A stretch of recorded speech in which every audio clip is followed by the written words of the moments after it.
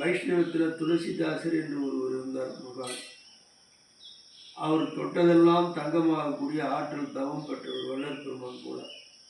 ஒரு அன்பர் கேட்டார், சுவாமி, தொட்டதெல்லாம் தங்கமாகக்கூடிய ஆற்றல் இருந்தும் ஏன் தினந்தோறும் ஏசம் எடுத்து சாப்பிட்றீங்க அப்படின்னு கேட்டார். மக்கள் எல்லாவற்றையும் சம்பாதிக்க கற்றுக்கொண்டார்கள், தர்மத்தை சம்பாதிக்க கற்றுக்கொள்ளவில்லை.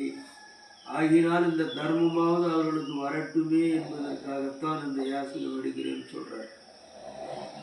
இப்படி அடியருடைய கருத்து, இந்த கட்டடம் கூட இப்போ புறம்போக்கில் தான் கட்டிக்கிறோம், பட்டா கிடையாது.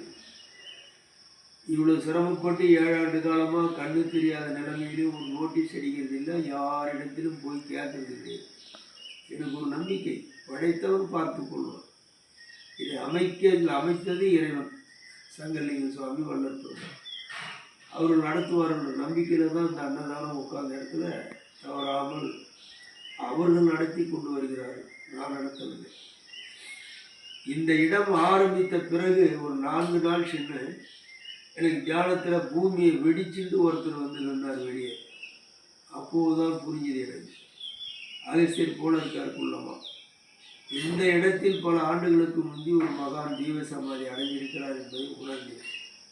அதுதான் சங்கரலிங்க சுவாமி இந்த இடத்தில் அந்த வைப்ரேஷன், இந்த ஆற்றல் இங்கே நம்மளை அனுப்பியிருக்கிறார் என்பதை என்னால் உணர முடியும். இது உண்மை. மேலும் எத்தனையோ மகான்கள், சித்தர்கள், முனிவர்கள் எல்லாம், ஞானிகள் எல்லாம் ஜலத்தம்பளத்திலேயும் இந்த பூமியில ஜீவ சமாதியாகவும் இந்த காற்றோடு காற்றாகவும் இருந்து கொண்டிருப்பது உண்மை. அதை நாம் நம்புகிறோம், அறிகிறோம், உணர்கிறோம். அப்படி இந்த இடத்திலே ஒரு ஆற்றல் இருக்கிறது, அதுதான் இதை நடத்தி கொண்டிருக்கிறது.